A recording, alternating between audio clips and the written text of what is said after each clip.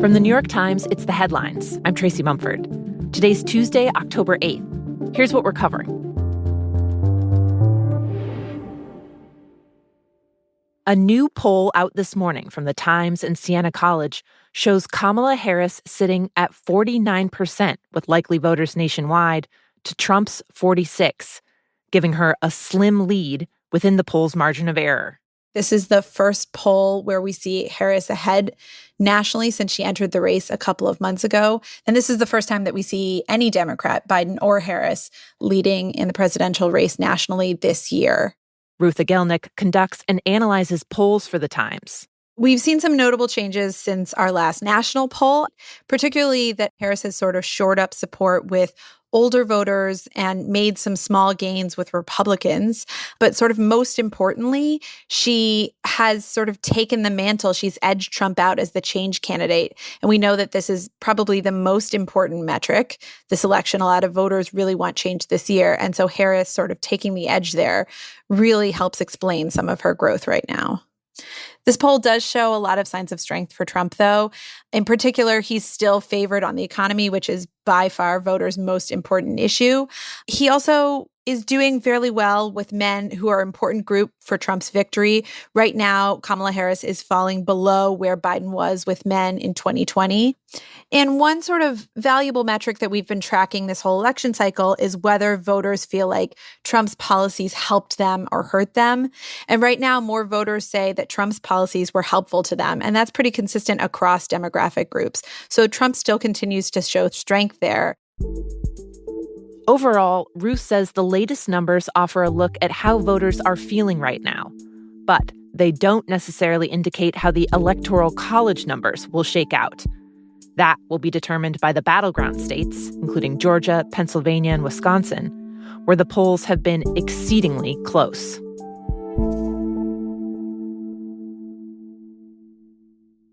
On Monday afternoon, I drove to the Tampa Bay area while everybody else was driving away from it.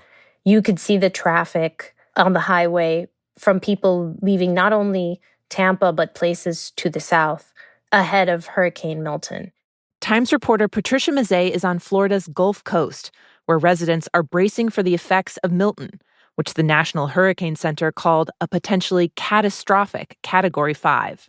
Every time I drove into a new county, my cell phone would start blaring emergency alerts, storm surge warning, hurricane warning, storm surge warning, hurricane warning.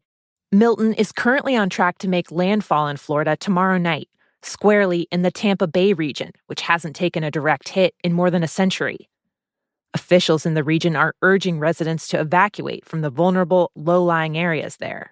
This is a state that just went through Hurricane Helene 2 weeks ago, a Category 4 storm, and has had strong storms in the past few years where residents are just exhausted and worried and anxious and sick about having to think about evacuating again and where the storm might go and how everything is going to look like afterward. Even before Milton makes landfall, the Federal Emergency Management Agency has already been stretched thin, not just by Helene, but also by flooding, landslides, tornadoes, and wildfires this year. It currently has less than 10% of its personnel available to deploy.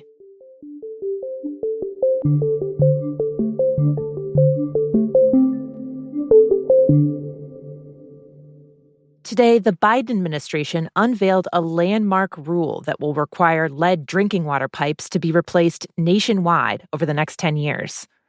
The goal is to reduce a major source of lead poisoning in the U.S., which can cause irreversible damage to the nervous system and the brain, particularly in babies and children.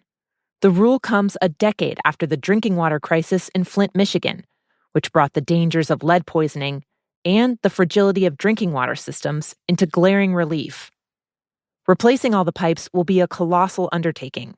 The EPA estimates that it will cost $20 to $30 billion, most of which will fall to utility companies, and by extension, partly to their customers, though there is federal money as well. Notably, the rule doesn't require utilities to replace pipes on private property, like those that go to a home. And some environmental groups worry low-income homeowners won't be able to afford that. Research has shown low-income Black and Latino neighborhoods are more likely to receive contaminated water through lead pipes.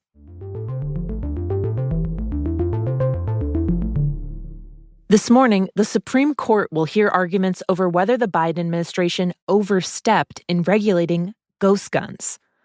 Ghost guns are firearms that people assemble themselves from kits you can buy online. Companies who sell them promise they're quick and easy to put together. You could be at the firing range in an hour or two. The key selling point for a lot of buyers was that ghost guns were effectively untraceable until 2022, when the ATF started requiring that they be marked with serial numbers and that would-be buyers pass a background check. Law enforcement says that before that change, the number of ghost guns used in serious crimes was rising, and minors and other people who aren't legally allowed to have guns were getting their hands on them. Since the regulation was put in place, though, the number of ghost guns that law enforcement's recovered at crime scenes has fallen. Local officials and gun control groups fear that overturning the ATF's restrictions could reverse that. The challenge to the regulation is coming from a group of gun owners and guns rights groups who say the ATF doesn't have the power to put this kind of regulation in place, and that regulating firearms is Congress's job, not the job of an administrative agency. This will be one of the first cases of the Supreme Court's new term, which just started this week. The justices are set to tackle the issue of not only ghost guns, but also transgender rights and potentially voting disputes that could decide the presidential election.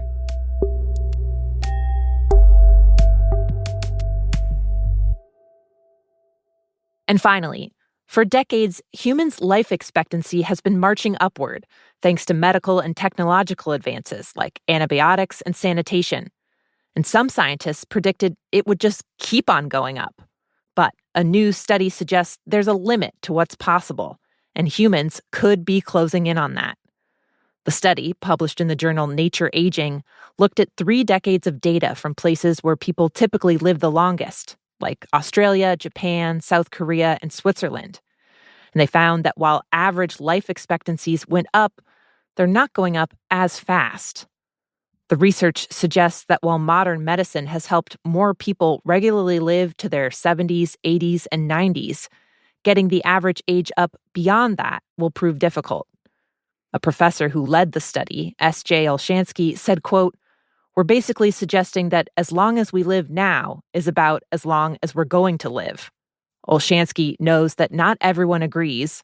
One of his colleagues in the field has a bet going with him that a human being who is alive today could live to 150.